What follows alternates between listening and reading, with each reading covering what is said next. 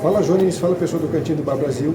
Eu aqui, Fred João, estou no Japão House, aqui em São Paulo, na Paulista. Hoje conferindo os fluxos de água no Japão. Então a gente vai conferir muita coisa bacana lá dentro. Os tipos de água, os tipos de fontes em todo o Japão. E os vulcões também. E tem um arrozal muito legal ali que foi feito. E a Laura teve até a delicadeza de colocar pra gente os detalhes, que é uma obra interessante de como esse cultivo acontece. Vamos conferir?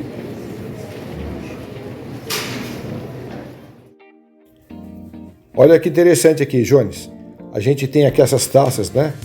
De cabeça para baixo, só para comportar os tipos de água que a gente encontra em cada fonte. Aqui está sendo ilustrado, né? Onde elas se encontram, qual é o tipo de fonte, que água ela produz e tudo mais. E aqui com mais detalhes. Então, a gente tem na cidade aí, ó, as águas termais simples, com cloreto, com bicarbonato, com sulfato, água ácida, radioativa e por aí vai. E aqui são as cidades e cada cor dessa cidade representa um tipo de fonte. E olha a quantidade de fonte que tem pelo Japão afora.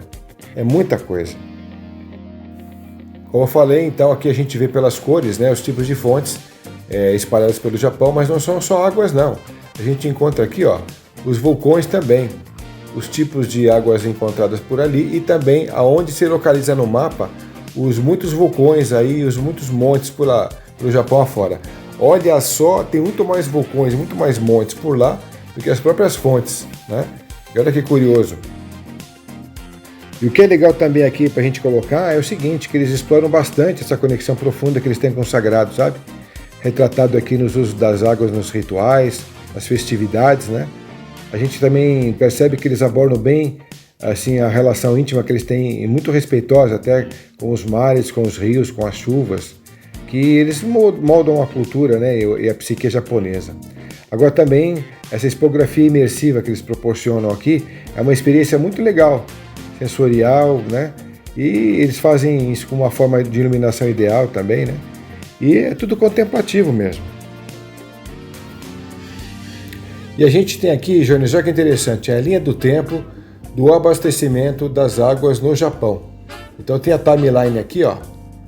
Até a Fernanda já está por aqui, também está conferindo, olha só. A gente tem aqui ao longo do tempo como é que elas aconteceram, né?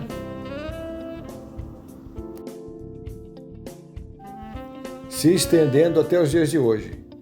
A gente tem aqui só até 2020, né? Mas aqui já está mostrando como é que aconteceu, em que local, como é que se deu, as dificuldades e tudo mais, né?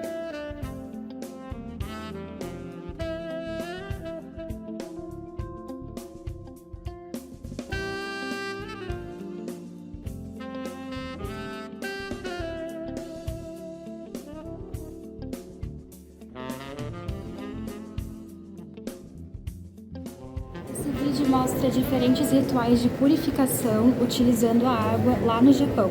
Então a gente tem o banho de purificação no mar, geralmente esses rituais têm algum lastro religioso como o budismo ou o shintoísmo.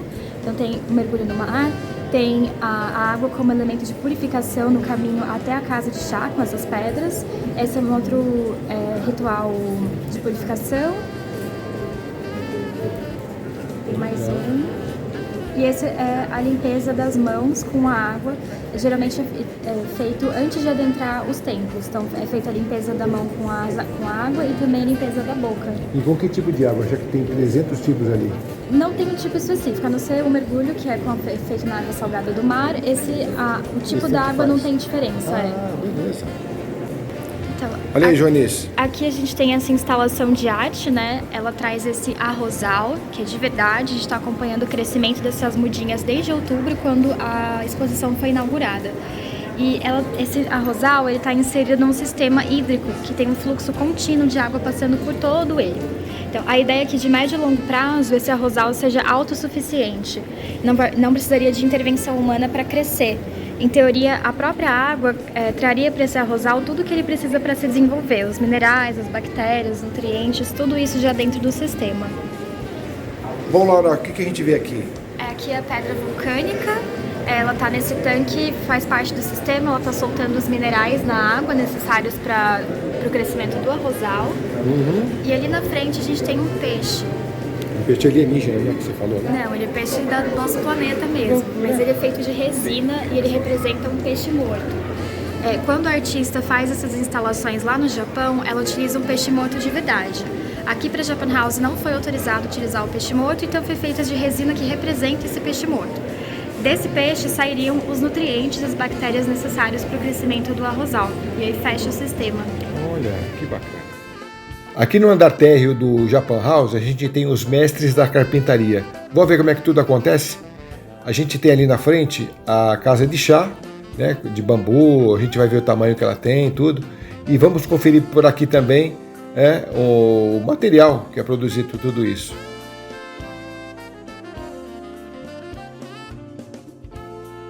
Então, Jones, isso aqui me chamou muita atenção, porque é uma casa pequenininha e toda furadinha. Aí eu perguntei para a monitora, ela me disse que é uma casa de chá e era feita exatamente assim de propósito, porque aí o aroma do chá se espalhava pela vizinhança e era o convite certo para a visita dos familiares, dos amigos. E você vê que a casa é bem pequenininha, é aconchegante, né? Ó. O pessoal tirava os sapatos para entrar aqui e tal.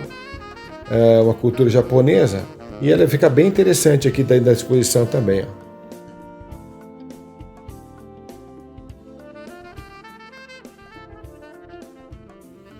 E aqui pela lateral, Jones, a gente encontra o material que é usado nesse estilo de casa chamado sukiya.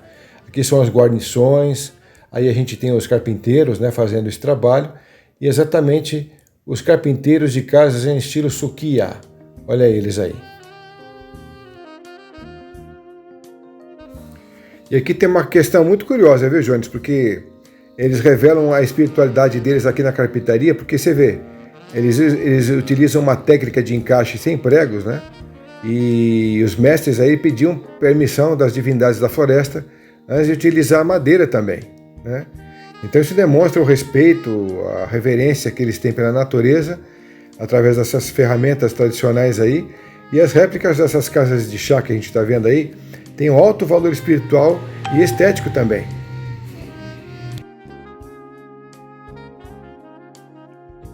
E a gente então está mostrando para vocês aqui a medida, né, e a confecção dos moldes para se fazer os templos e os santuários aqui do Japão.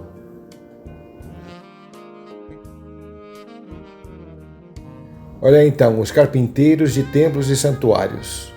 E aqui a gente vê então as ferramentas que eles utilizavam para fazer tudo isso.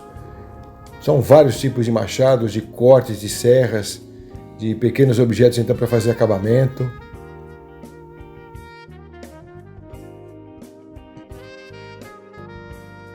A infinidade das ferramentas aqui é exatamente para dar esse acabamento que a gente percebe aí que é muito sutil, é muito bem feito, muito bem construído tudo isso, né?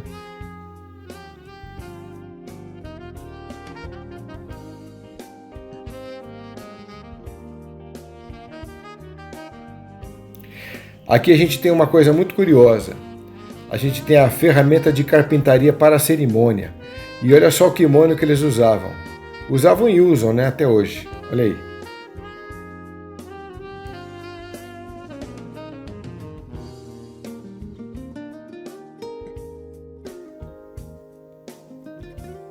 E aqui uma parte curiosa aqui da exposição, a gente encontra vários tipos de madeiras diferentes e cada um com a sua característica, escrita aqui, né?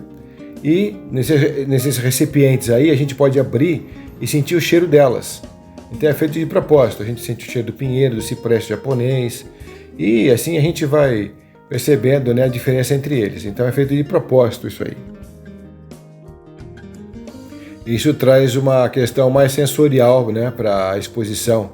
Então, tanto você pode sentir o cheiro, quanto você pode pegar e perceber os tipos de madeiras diferentes que eles fazem, esses tipos de obra. E aqui explica o que era usado e aonde. Bom, então é isso. A gente conferiu então aí, ó, as duas exposições que são ligadas ao fluxo, o Japão e a água, né? Trazendo todas aquelas informações. E a gente também visitou na sequência os mestres da carpintaria, né? E a gente percebeu então que aqui no Japão House, aqui na Paulista, a gente encontra isso à disposição até março. Então quem quiser vir conferir, fique à vontade, tá bom?